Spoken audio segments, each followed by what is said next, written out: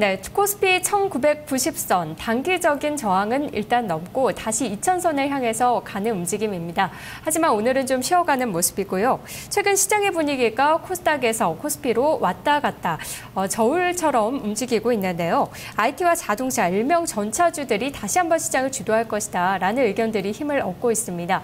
자, 과연 그럴 수 있을까요? 오늘은 함께 토론을 해보도록 하겠습니다. 뉴스토마토의 서유미 기자와 김대복 전문가 그리고 허준식 해설위원이 준비하고 있습니다. 안녕하세요. 반갑습니다. 네, 전차주들 오랜만에 보는 것 같습니다.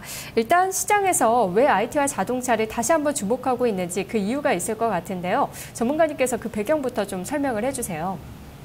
네, 전차주들의 어떤 상승 배경은 일단 대한민국에서 시가총액이 이쪽으로 좀 더 집중되어 있다 이렇게 볼 수가 있고요.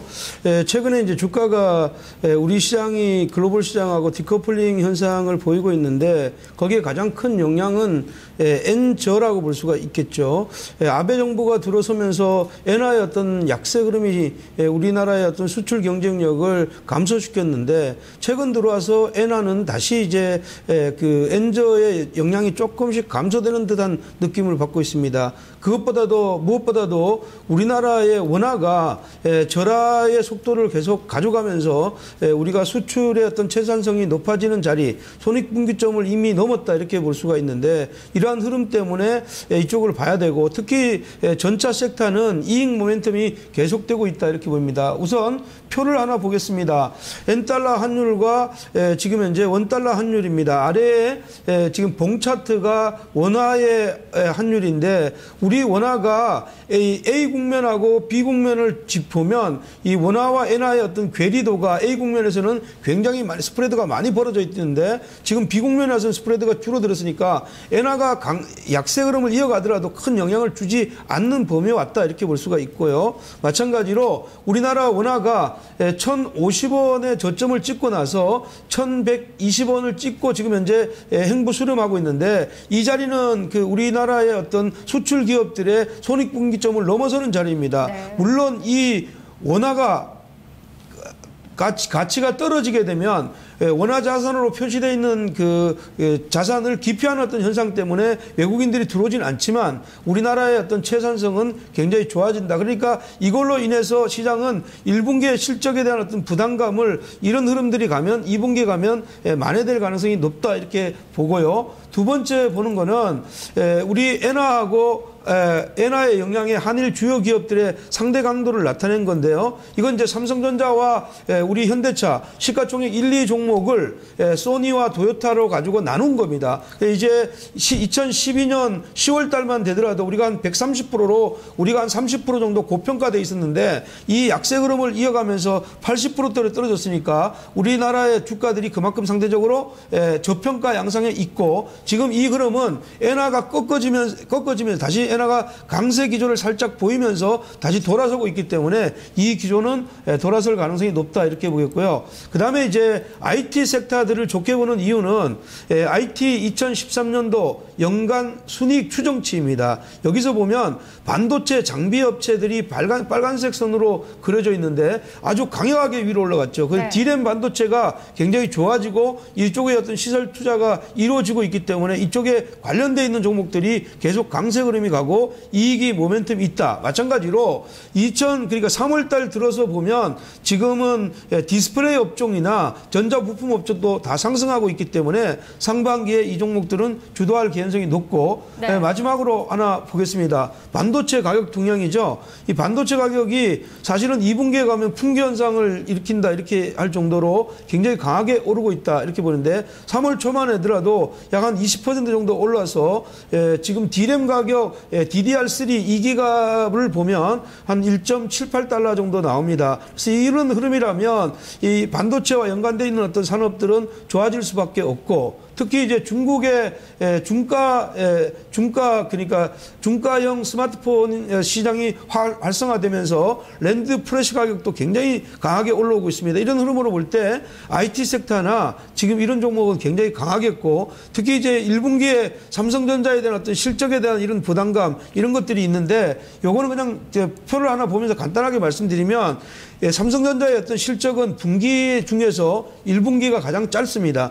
가장 낮게 나오는데 그렇게 나오는데 1분기는 영업이익이 한 8조 5천억 정도 나올 것으로 보이는데 이 정도면 준수한 흐름이고 이쪽에서 그다음에 디스플레이 업종들 이런 쪽도 굉장히 좋아지고 있고 스마트폰이 좋아지고 있기 때문에 괜찮다 이렇게 보겠습니다. 알겠습니다. 삼성전자의 실적을 잠시 후에 또 자세히 보도록 하고요. 전반적인 내용 봤을 때 엔저에 대한 영향이 감소하고 있고 무엇보다 실적을 또 감안해 봤을 때 많이 기대가 되고 있습니다. 반도체 가격도 디램과 낸드 중심으로 많이 올라오고 있는데요. 환율도 자세히 보도록 하겠습니다. 서유미 기자, 최근 원달러 환율이 1110원대 가까이 올라왔는데요. 환율 상승 시 IT와 자동차 이익이 얼마나 증가할 것으로 예상되고 있습니까? 네, 원달러 환율이 10원 상승하면 IT 업종의 세전이익은 1.8%, 자동차 업종의 세전이익은 1.4% 증가한다고 분석됐습니다. 최근 KB투자증권은 원달러 환율이 1,070원인 상황을 기준으로 10원씩 상승할 경우를 분석한 결과를 발표했는데요.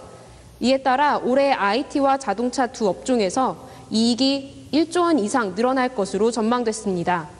구체적으로 보면요. IT 업종은 원달러 환율 1,070원대에서는 올해 영업이익이 38조 4,370억 원이지만 1,080원대에서는 39조 1,400억 원으로 증가한다고 예상됐는데요. 외환손익을 포함한 전체 세전이익은 1.8% 늘어난 7,070억 원으로 추정됐습니다. 자동차 업종의 경우엔요. 원달러 환율이 같은 수준으로 상승하면 세전이익이 1.4% 증가해 28조 690억 원에 달할 것으로 예상됐습니다.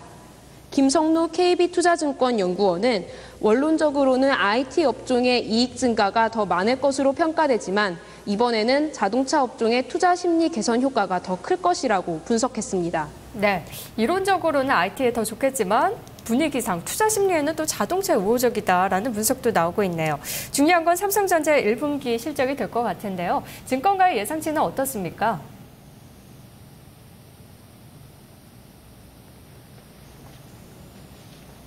네, 증권가에서는 삼성전자의 1분기 실적이 시장 예상치를 충족하는 양호한 수준이 될 것이라고 분석하고 있는데요. 기존의 실적 시장 예상치는 매출액이 50조 원대 초반이었고 영업이익은 8조 원대였는데요. 몇몇 증권사는 삼성전자의 1분기 실적 전망을 상향 조정하기도 했습니다. 이 같은 긍정적인 전망이 나오게 된 이유는 승승장구하고 있는 갤럭시 S 시리즈 때문인데요. 사상 최고 실적 행진에 브레이크를 걸 것으로 추정됐던 1분기 실적이지만 갤럭시 S3 효과로 성수기인 지난해 말보다 뛰어날 것이라는 전망도 나오고 있습니다. 특히 1분기 스마트폰 판매 대수도 전분기 대비 10%대 성장한다고 예상됐습니다. 다만 반도체 사업부의 1분기 실적은 부진하다고 전망됐는데요. 이로써 무선 사업부에 대한 실적 의존도가 갈수록 높아지고 있는 문제는 여전히 풀리지 않은 과제로 남기게 됐습니다.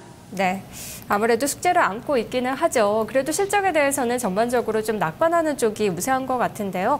하지만 또 장기적으로 봤을 때 앞으로 신제품들이 계속해서 성공을 해줄 것인지가 중요할 것 같습니다. 해설위원님, 이와 관련해서 이야기가 많던데요. 갤럭시 S4의 성공 여부가 특히 이 옥타코어에 달려있다라는 이야기도 있고요. 여기에 대한 논란들도 좀 있던데 어떤 내용인지 소개 좀 해주세요. 네, 일단 시장에서 얼마 전부터 이제 나오고 있는 이야기들을 제가 종합해서 가져왔는데요.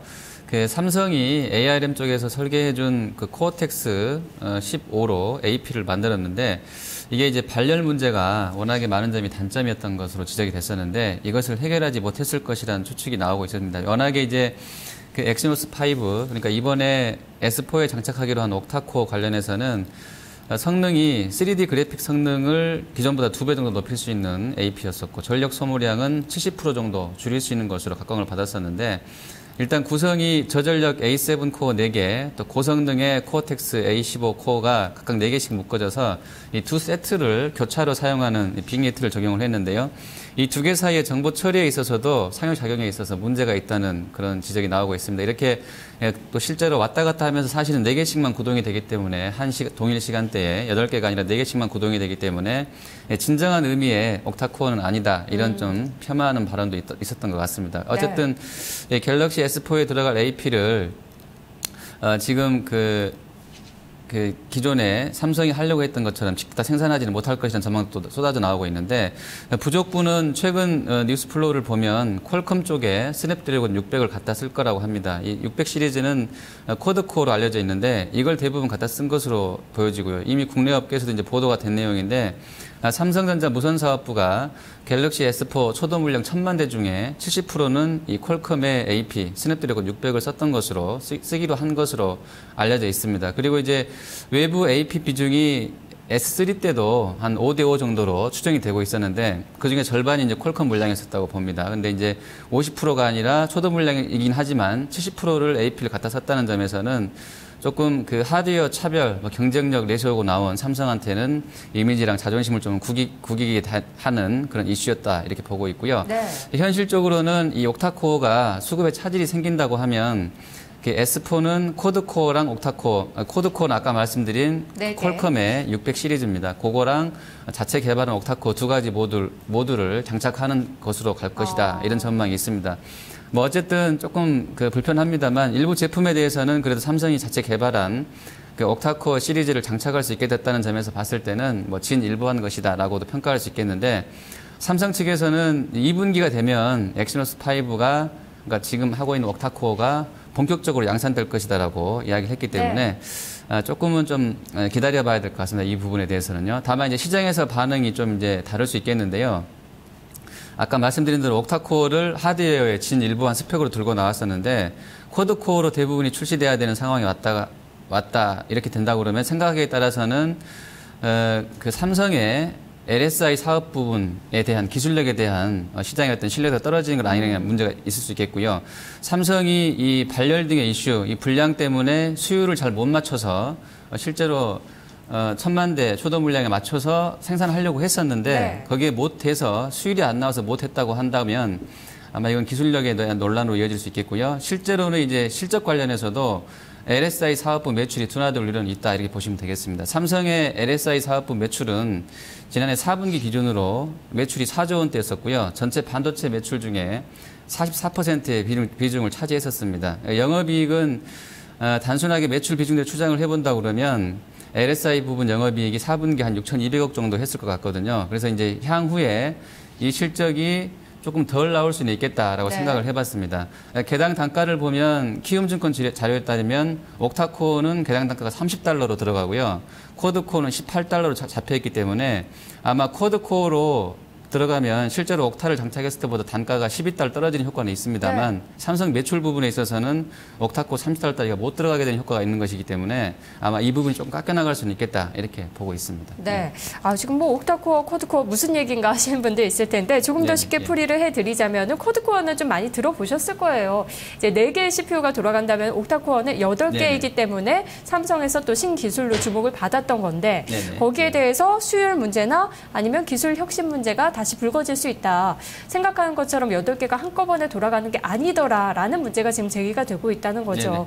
이걸로 인해서 또 삼성전자의 주가마저도 어떻게 보면 타격을 받을 수 있다. 이렇게 보시는 거죠. 네, 실제로 이제 아까 제가 지금 점검해 드린 대로 그 LSI 사업부 영업이익이 4분기에 6,200억 정도였으니까 사실은 이제 제가 봤을 때는 주춤하거나 아주 많이 못 올라간다는 정도이지 이게 막 감익이 강하게 나올 것 같지는 않아요. 근데 이제 다만 아까 말씀드린 대로 이런 우려들이 시장에 녹아들 수는 있겠다. 이렇게 좀 판단을 합니다. 네. 항상 주장하고 있고 또 시장에서 기대하는 부분이 혁신이었는데 그게 되지 않는다면은 신뢰성 문제뿐만 아니라 실적에도 약간 영향이 있을 수 있다라고 설명을 해주셨습니다. 자, 이제 IT 받고 자동차 쪽으로 좀 넘어가 보도록 할게요. 전문가님, 자동차 쪽 하면은 요즘에 그래도 올라오고 있는 부분이 신흥국에서의 수요가 꾸준하다라는 이야기들 많이 나오고 있는데요. 또 어떤 점에 우리가 주목을 해야 될지 정말 1분기를 중심으로 회복세가 진행될지도 궁금하네요. 글쎄 이제 자동차 같은 경우는 뭐 우리가 시장이 파이가 뭐 적어졌거나 이런 것들은 아닙니다. 근데 이제 경쟁 국가인 일본의 시장의 도약 자체가 굉장히 가파를 거다 이런 것들 때문에 주가가 실질적으로 못 갔고 지금 이머징 마켓에 우리가 블릭스 국가에서의 현대자동차나 기아자동차의 어떤 점유율은 여전히 이제 상승세를 가져가고 있다 이렇게 보겠습니다. 표에서 보시는 것을 보면 지금 현재 블릭스 국가의 월별 자동차 판매를 보시는데요. 이게 선 그래프가 두 개 합한 현대 기아 점유율입니다. 지금 8.8%이죠. 마켓 쉐어가 8.8%로 아주 견조한 어떤 상승세를 가져가고 있다 이렇게 볼 수가 있고요. 최근에 블릭스 국가의 어떤 자동차 판매를 보면 러시아 쪽에서 좀 최근에 굉장히 많이 팔렸고 지금 상대적으로는 브라질 쪽도 늘려가고 있는 거고요. 우리가 인도 쪽의 시장 흐름은 글로벌 시장에서 인도의 어떤 점유율이 다른 국가들보다 굉장히 높습니다. 이런 쪽을 가져가고 있는데 중국은 사실은 영업 일수가 지난해 21일이었는데 올해 17일이었다는 점을 감안하면 뭐 괜찮다 이렇게 보겠고요. 마지막으로 표를 보시면 판매 현황을 보면 지금 현재 GM이 이쪽에 블릭스 국가에서는 13.8%로 1위이고요. 그다음에 폭스바겐 우리 대한민국이 8.8인데 여기 지금 현재 주목해야 되는 것은 우리나라는 지금 현재 인디아 여기 파란색의 그 그림인데 다른 국가들보다 점유율이 굉장히 높습니다. 굉장히 높고 브라질 같은 경우 맨 위에 있는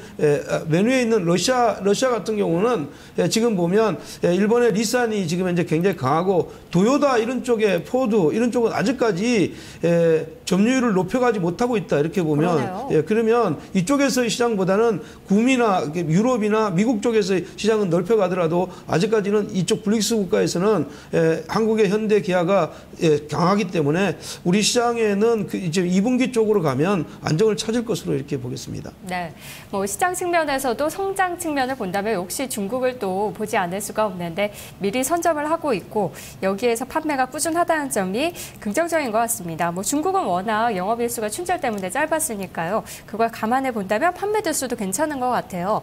해설위원님, 현대차 1분기 실적은 어떨까요? 네, 일단 그 현대차는 지금 그 금융정보 제공업체 YGFN에 따르면 1분기가 한 2조 원대 나올 것 같아요. 2조 한 737억 정도입니다. 작년 1분기가 2조 908억이었으니까 조금 줄어드는 수준 정도로 보시면 되겠습니다. 다만 이제 현대차가 지난번에 이제 공시한 1, 2월 달 누적 판매량을 보면 총 77만 9,351대인데요. 이게 이제 전년 대비로 13.9% 늘어난 판매량입니다. 그리고 최근 나온 뉴스플로우를 보면 뭐 미국 쪽에서도 고가의 자동차가 많이 팔리고 있다 이런 얘기 나왔었는데 어쨌든 이것만 판매량 증감분으로만 본다 그러면 3월 달에 이번 달에 크게 부진하지만 않았다라면 예상보다도 더 좋은 실적 기대해 볼 수 있을 것 같고요. 그리고 기아차 같은 경우는 이제 컨센서스가 1분기에 8,700억 나와 있는데 작년에 1조 852억 대비로 한 19% 정도 감소한 실적을 보여줄 것 같아요. 근데 이제 역시나 기아차 같은 경우도 1, 2월 달 누적 판매량이 46만 6,226대로 작년 1, 2월보다 3.3% 증가했다는 점에서 예상보다 좋게 나올 것인지도 좀 지켜볼 필요가 있겠습니다. 네, 알겠습니다. 자, 투자 전략 이어서 살펴보도록 하겠습니다. IT와 자동차 계속해서 올라갈 수 있을지 어떤 쪽에 포커스를 두는 게 좋을까요? 전문가님 전략 주세요. 저는 뭐 IT하고 자동차는 1분기에 약간 주춤했을지 몰라도 2분기는 굉장히 좋을 거다. 특히 이제 삼성전자 같은 경우는 1분기 실적보다는 갤럭시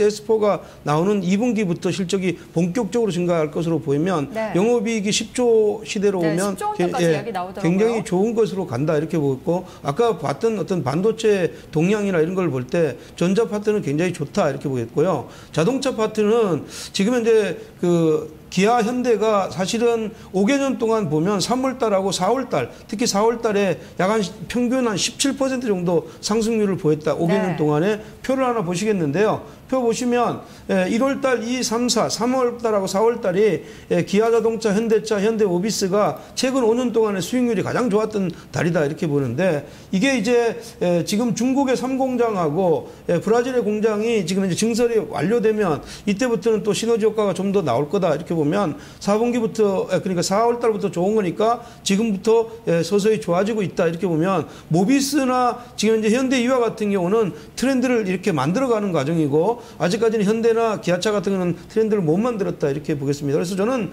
전기, 전자, 자동차 투자 전략은 중기 매수 관점이고 이쪽에서도 탑픽으로 보고 있는 종목은 사실은 삼성전자는 조금 이제 그 논란이 있어서 지금 당장은 좀 부담이지만 하이닉스 같은 경우는 2분기 어떤 실적이 아주 대폭으로 좋아질 거로 보기 때문에 하이닉스하고 현대유아의 어떤 초점을 맞춰서 보는 것이 좋겠다 이렇게 보겠습니다. 네, SK 하이닉스 그리고 현대위아를 최선호주로 꼽아주셨는데요. 말씀해주신 것처럼 4월에 통상 자동차주들이 잘 달렸습니다. 이 4월 휴가라고도 하는데 1분기 비수기에 대해서 이제 끝나고 2분기에 대한 기대감이 실리는 시점입니다.